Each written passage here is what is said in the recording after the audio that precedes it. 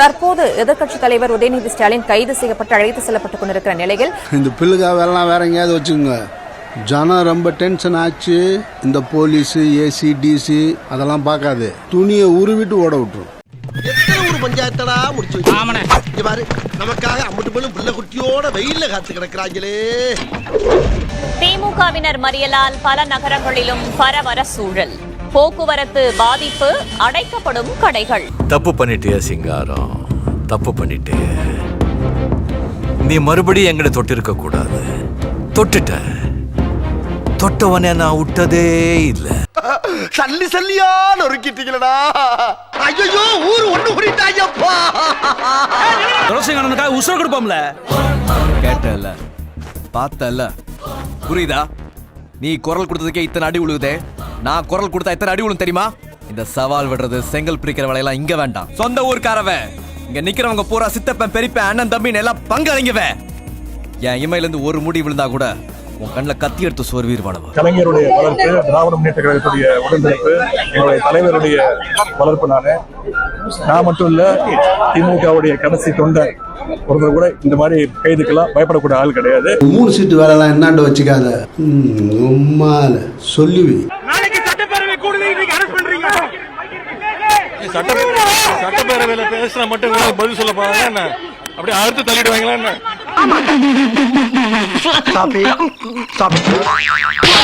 புகார் மனுவிலே தெளிவாக குறிப்பிட்டிருக்கிறார்கள். இரட்டை அர்த்த வசனத்தை பேசி இருக்கிறார் முதலமைச்சர். அவருக்கு இருக்கக்கூடிய ஒரே கவலை என்ன? எங்க தண்ணி வருதோ இல்ல அங்க தண்ணி வரணும். காவிரி சொன்ன என்ன மன்னிச்சிருங்க சார். சார், இது உங்க பொண்டாட்டி தானுங்க சார்? பொண்டாட்டி மாதிரி என்னங்க சார்? பொண்டாட்டி மாதிரி சொன்னேன். மாதிரிக்கே இந்த மாதிரி டென்ஷன் ஆகி குதிக்கிறியா?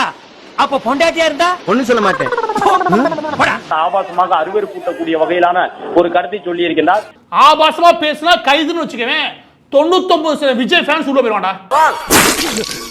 நீங்க ஆபாசத்துக்கு ஊர்ல பாடம் எடுக்கிறீங்களோ? அப்ப நான் பஞ்சாயத்துல ஒண்ணும் சொல்லக்கூடாதா? சொல்லக்கூடாதா? சொல்லக்கூடாது. உனக்கு சொல்ல உரிமை கிடையாது. போடா, நீ பஞ்சாயத்துல வந்து கிழிச்சு போ. தூடியா போடா. ஓபனா சொல்ல முடியுமா? அந்த தில் இருக்கா, திராணி இருக்கா, ஒரு கிடையாது.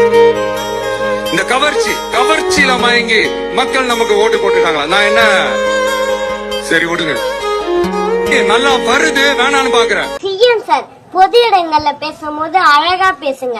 வாயில வந்து மூக்குல வந்து சொல்லாதீங்க. அத பாக்குற சின்ன பசங்க நாங்களும் கத்துப்போம். ஓகேவா? இவ மூத்திரத்தை குடி, அப்ப கூட உனக்கு புத்தி வராது. போன திமுக எவ்வளவோ பரவாயில்ல, நேத்து சொல்லி இன்னைக்கு காலைல கைது பண்றாங்க. நேருக்கு நேர் மோத வக்கீல்ல ஸ்கெட்ச் போடுறாங்க. செஞ்சிரும். விஜய்க்கு எதிராக பேசிட்டாரா, அப்ப கைது பண்ணு. அதுல உங்களுக்கு அதிகாரத்தை காமிச்சு அடக்குமுறையை உருவாக்குறீங்க. அப்ப விஜய்க்கு எதிராக எவனா பேசினா நாங்க அடக்கி ஒடுக்குவோம். அத்தனை கட்டுற. ஏய், ஆணவத்துல ஆடாதரா. ராணுவத்துல அழிஞ்சவங்களை விட ஆணவத்துல அழிஞ்சவங்க தான் அதிகம். இப்ப புரியுதா நீங்க யாரு? அதிகாரம் வந்ததுமே மமதிக்கு போக ஆரம்பிக்கிறான். தலைகீழா நடக்காத, நான் அதான் சொல்றேன், இவங்க நல்லவங்கலாம் கிடையாது. அந்த ஆளு ஒரிஜினல் வச்சிருக்க பாரு, அந்த ஆளு தான் 1ஆம் நம்பர் லாட்டரி கும்பல இருக்கக்கூடிய மோசமான ஆளு. நான் சொல்றேன், டேய் இவன் வேற என்னை ரொம்ப டார்ச்சர் பண்றான்டா. அந்த ஆளுக்குள்ள ஒட்டுமொத்த ஆட்சி நடக்குது. அந்த ஆளு விஜய குளிர் வச்சுக்கிட்டு எப்படி கொள்ளையடிச்சு இந்த ஆட்சி நடத்தலாம் தீராரு. அவர் பேருக்கு தான் முதலமைச்சர், பவர் பூரா எனக்கு தான். இனிமே தமிழ்நாட்டை கூறு போட்டு வித்துற மாட்டேன். இந்த ரூட் மாஃபியா இருக்கான் பாரு, யாரு? விஜயோட பிஏ. வாட்ஸ்அப் ஃபுல்லா அனுப்ப வேண்டியது. விஜயை பத்தி யாரா பேசினா வச்சுக்கவேன், அவங்க அம்மா, அவங்க மனைவி, அவங்களுடைய குழந்தை, அவங்களுக்கு பெண் குழந்தை எது இருக்கோ அதெல்லாம் பிடிச்சி அசிங்கமா திட்டு. இதே நீ வேலையை இந்த பொழப்புக்கு 4 பேர் பொழைக்கிற கிகோலோ பையா அப்படின்னு சொல்லி உங்களுக்கு வாய்ஸ் ஓவர் கேட்கலையா சார்? வணக்கம், நான் தற்கொலைகளா? இப்பதான் புசியானந்தன் இருந்து ஒரு கால் வந்துச்சு. 10 மணிக்கு ஒரு மிகப்பெரிய ஆர்ப்பாட்டம் இருக்குடா தம்பி, மெயினா லேடிஸ் எல்லாத்தையும் திரட்டினு நம்ம முக்கு ரோட்டுக்கு வந்துடுறான்ட்டாரு. நான் கூட என்னென்ன மேட்ரு, போராட்டமா? ஓ, காவேரி இஷ்யூக்காக போராடுறோமான்னு கேட்டேன். இல்லன்ட்டாரு. சிச்சி, அந்த மடத்தனமான காரியத்தை நான் பண்ணவே மாட்டேன். வீட்டுக்காக குழந்தைங்க எல்லாம் போராடிட்டு இருக்காங்களே, அவங்களுக்கு சப்போர்ட் பண்றோமான்னு கேட்டேன். அதுவும் இல்லன்ட்டாரு. வேற என்ன போராட்டத்துக்கான மேட்டரா இருக்கு? ஓ, நம்ம அண்ணி த்ரிஷா பத்தி பேசியிருக்காங்க. விடலாமா சொல்லுங்க. உங்களுக்கு எங்களை பார்த்தா கேளப்பை மாதிரி தெரியுதா? அதானே. மத்த போராட்டம் கூட பண்ணாம போனா இந்த வரலாறு நம்மள மன்னிச்சிரும். ஆனா இதுக்கு நம்ம போராடலன்னு வைங்க, வரலாறு நம்மள மன்னிக்கவே மன்னிக்காது. இம்புட்டு பையன் வேலையை விட்டு வந்து உட்கார்ந்துருக்கீங்களே, விருந்தாளிக்கு பிறந்தீங்களா? சோ மெயினா ஆண்களோட பெண்கள் தற்குறிஸ் கன்ஃபார்மா மறக்காம நம்ம அந்த முக்கு ரோட்டுக்கு வந்துருங்க. போராட்டம் வெறித்தனமா இருக்கணும். இந்த பாரு, நல்லா நடிச்சாதான் கம்பெனில காசு வாங்க முடியும். இப்ப பாரு இப்ப உதயநிதி ஸ்டாலின் வந்து பெண்களை பத்தி சட்டமன்றத்துல பண்ணணும் அவசியம் கிடையாது, சட்டமன்றத்துல பண்ணணும் அவசியம் கிடையாது, சட்டமன்றத்துல பண்ணணும் அவசியம் கிடையாது. என்ன டயலாக், என்ன டீம், என்ன மேட்ச்னே தெரிய மாட்டேங்குது. உட்கார்ந்து வந்துடுறீங்க. டேய் உங்க வீட்ல எல்லாம் ஒண்ணு கேட்க மாட்டாங்களடா? எப்ப பார்த்தாலும் இப்படி ரீல்ஸ் போட்டுக்கிட்டு இங்க சுத்துறீங்க அங்க சுத்துறீங்க, இங்கே ஊருக்குள்ள இருக்கீங்களே, வேலை வெட்டிக்கெல்லாம் போக மாட்டீங்களா? உங்க வீட்ல எல்லாம் எப்பறம் அவங்க சோறு போடுறாங்க? பெண்களை பத்தி இனிமே வந்து இழிவாவே அவர் பேசக்கூடாது. இழிவா இனிமே அவர் பேசினாலே இனிமே என்ன ஆகும்ன்றது எங்களுடைய டிவிக்கு நிர்வாகி, மகளிர் அணி நிர்வாகி எல்லாமே இப்ப காட்டிட்டாங்க. ஓப்பனா சொல்ல முடியுமா? அந்த தில் இருக்கா, திராணி இருக்கா, ஒரு கிடையாது. இந்த கவர்ச்சியில மயங்கி மக்கள் நமக்கு ஓட்டு போட்டுருக்காங்களா? நான் என்ன சரி விடுங்க, நல்லா வருது வேணான்னு பாக்குறேன். கவர்ச்சியில வந்துட்டோம்னா நான் வந்து சரி விடுங்க அப்படின்றது வந்து என்ன பைபிள்ல வர வசனமா? ஒரு டேஷும் கிடையாது அப்படிங்கிறது வந்து ஹதீர்ஸா? வாயில நல்லா வந்துடும் வேணான்னு பாக்குறேன் அப்படிங்கிறது வந்து பகவத்கீதை வர ஸ்லோகமா? அப்ப எல்லாம் கைத்தட்டி எங்க அண்ணனை பத்தி அப்படின்னு என்ஜாய் பண்ணிட்டு இருந்தீங்க. இப்போ இவர் ஒரு வார்த்தை சொன்னதுக்கு, அதுவும் நான் சொன்ன வார்த்தை தப்பா கன்வே ஆயிடக்கூடாதுங்கிறதுக்காக காவேரியை சொன்னேன்னு விளக்கம் கொடுக்கிறாரு. அப்படி இருந்தும் உங்களுக்கு குத்துதுன்னா இதுக்கெல்லாம் வாயில என்ன வச்சிருந்தீங்க எல்லாரும்? இதுங்க தற்கொலைங்க. விஜய் காலை கடன் போயிட்டு அது ஒரு தட்டில் எடுத்துன்னு வந்து கொடுத்தா அத கேசரின்னு ருசிச்சு சாப்பிடுவாளுங்க போலயே.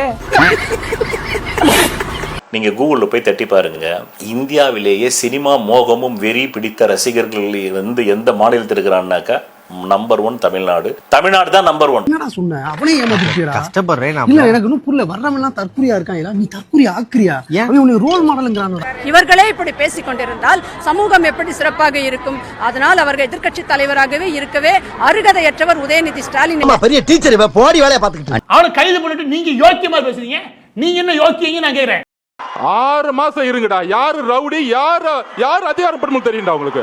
இந்த கண்ணாடி துண்டு அடிக்கிறவங்க யாரா இருந்தாலும் சரி, நீங்க ஒரே ஒரு தாய்க்கு அப்பனுக்கு பிறந்திருந்தா, நீங்க ஆம்பளைங்களா இருந்தா, எவனா இருந்தாலும் சரி, நீங்க ஆம்பளைங்களா இருந்தா நாங்க வந்துடுறோம், ரோடுக்கு வரோம், தூக்கி வச்சு சட்டியோட வச்சு அடிச்சு கொன்னு வெளிய எடுத்துருவேன். இந்த கவர்ச்சியில மயங்கி மக்கள் நமக்கு ஓட்டு போட்டுட்டாங்க. நான் என்ன தில்லு இருக்கா, திராணி இருக்கா, ஒரு கிடையாது. முதல்ல சட்டத்தை மதிக்காத மேல எஃப்ஐஆர் ரெஜிஸ்டர் பண்ணுங்க. ஆபாசமா பேசினா கைதுன்னு வச்சுக்கவேன். 99% விஜய் ஃபேன்ஸ் உள்ள போயிடுவாண்டா. நீங்க ஆபாசத்துக்கு ஊர்ல பாடம் எடுக்கிறீங்களோ? நீ கேட்ட ஒவ்வொரு கேள்வி என்ன செருப்பால் அடிச்ச மாதிரி இருக்குடா. மாதிரி இல்ல, உண்மையிலே செருப்பால தான் அடிச்சது.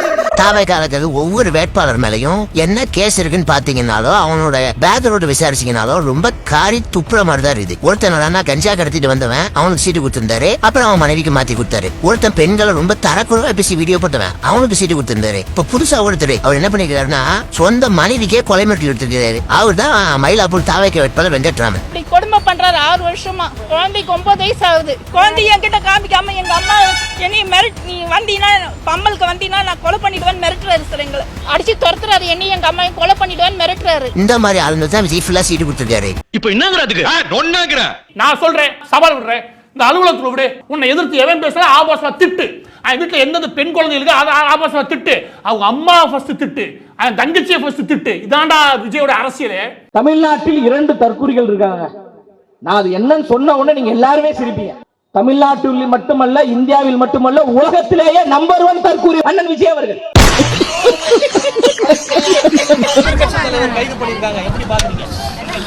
எதிர்கட்சி தலைவராக நாங்க பாக்கல. அவர் வந்து பெண்களை இழிவா பேசிட்டாரு. யார சொல்றான்? என்ன மாதிரி இருக்கான்ட்டு ஆளாளுக்கு என்ன போட்டு. அதனால நாங்க வந்து பெண்களுக்கான எதிராளியா தான் நாங்க பாக்குறோம். அவரு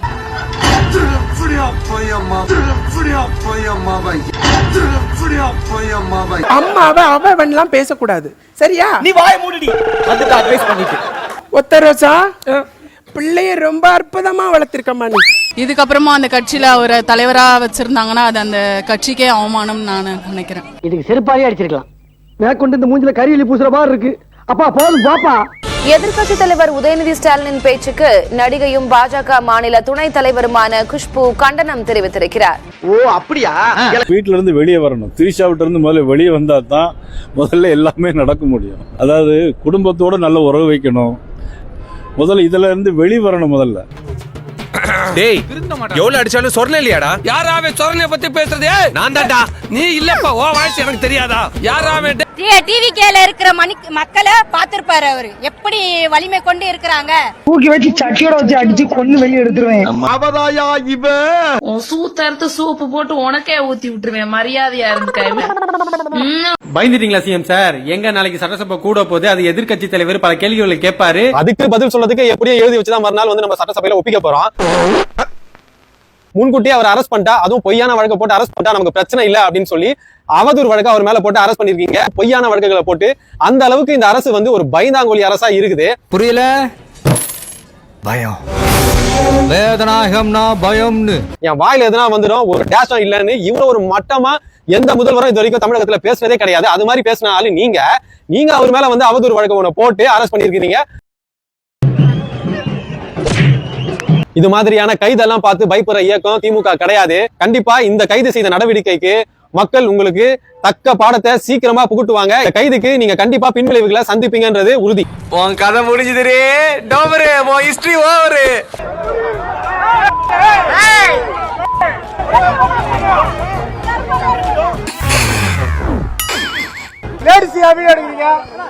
ஹலோ பிரதர், கொஞ்சம் இங்க வாங்க. செல்போன் வச்சு என்ன பண்றீங்க? இல்லண்ணே, எனக்கு வேலை வெட்டி இல்ல. சரி, இப்ப இந்த வியாபாரம் தான் ஓடிக்கிட்டு இருக்கு. வியாபாரமா? கொலை கொள்ளை கற்பழிப்பு இந்த மாதிரி அவங்க வாயாலேயே சொன்ன வாக்கு மூலம் இதெல்லாம் ரெக்கார்ட் பண்ணி சிபிஐல கொடுத்தோம்னா எனக்கு ஒரு அமௌண்ட் கிடைக்கும்னு. டேட் ஹவுஸ்ல போடா சுற்ற போறாங்க.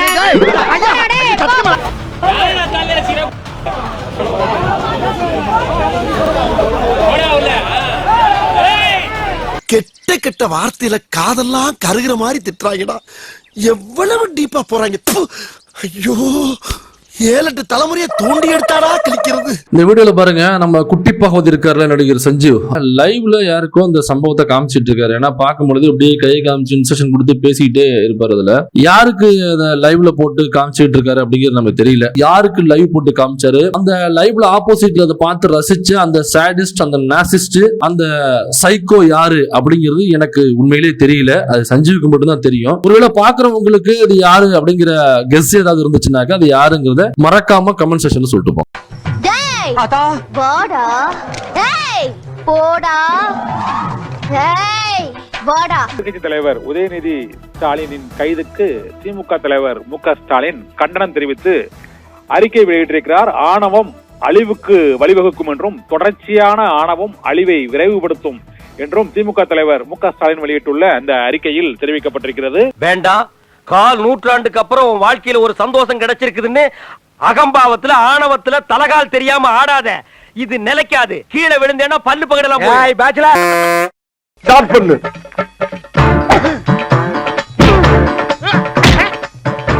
இங்கிட்டு வா. அப்படியா